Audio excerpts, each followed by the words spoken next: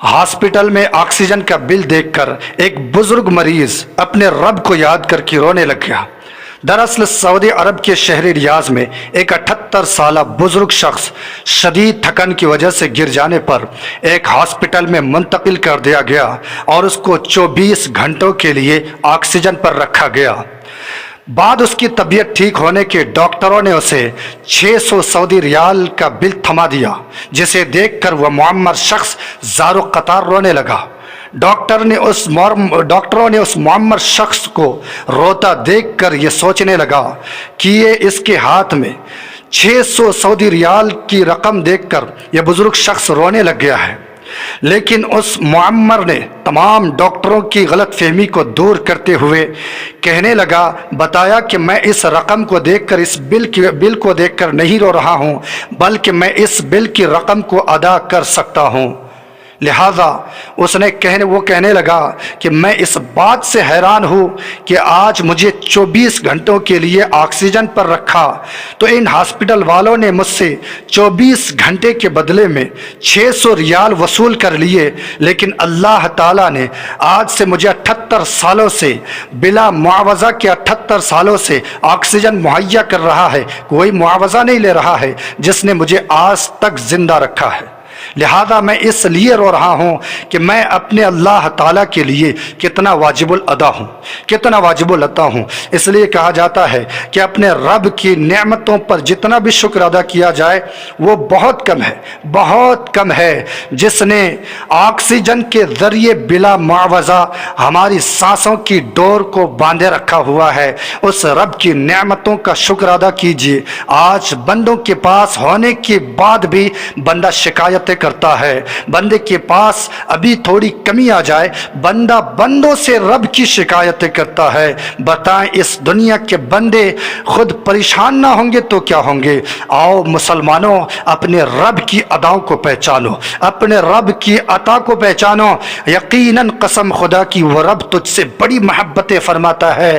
اس رب کی محبت کو اگر دیکھنا چاہتے ہو تو سجدوں کے ذریعے سے دیکھو، دولت کی نگاہ سے مت دیکھا کرو، بلڈنگ اور محل کی نگاہ سے مت دیکھا کرو۔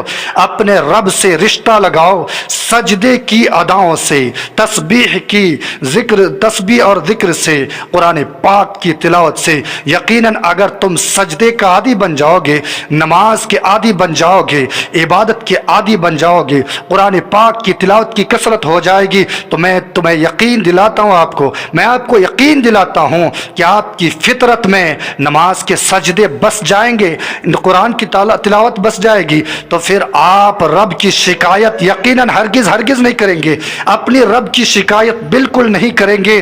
میں کہتا ہوں آپ نماز کے سجدوں سے اپنا رشتہ جوڑ کے دیکھیے، یقیناً کچھ دن کے بعد آپ کو پتہ لگ جائے گا کہ وہ رب ہمیں کیا کچھ دیا ہوا ہے، اس رب نے ہمیں کتنا کچھ دیا ہوا ہے۔ آج کل جو آپ کے پاس ہونے کے باوجود بھی اپنے رب کی شکایتیں کرتے تھے، لیکن آج آپ نے نماز کے سجدے سے اپنے تعلق کو جوڑا ہے۔ اب اپنے ذہن کو پرکھیے، اپنے دماغ کی باتوں کو تولیے کہ آپ کو کتنا فرق محسوس ہوگا۔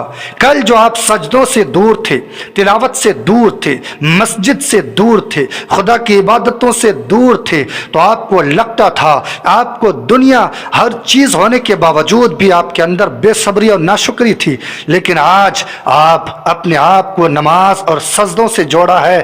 یقیناً آپ کے پاس کام بھی نہیں ہے، گھر بھی نہیں ہے، پیسے بھی کم ہیں، لیکن آپ مسکراتے ہوئے، آنسو بہاتے ہوئے اس رب کا شکریہ ادا کر رہے ہیں۔ اس لیے آئیں اپنے رب کی عبادت کی طرف لو لگائیں۔ اس رب نے بہت کچھ دیا ہوا ہے، بندوں کو اتنا کچھ دیا ہوا ہے کہ اگر اپنے جسم کے اعضاء پر نظر ڈالی جائے تو ایک کڈنی کو خریدنے کے لیے ایک نارمل انسان اس کڈنی کو خرید نہیں سکتا، لیکن اللہ تعالیٰ بغیر کچھ معاوضہ کے جسم کے وہ بہترین اور قیمتی اعضاء کو بنایا، اس اعضے کے ساتھ انسان کو بنایا، لیکن انسان اس بات سے بول رہا ہے کہ اللہ تعالیٰ نے مجھے انسان بنا کر اس دنیا میں بھیجا۔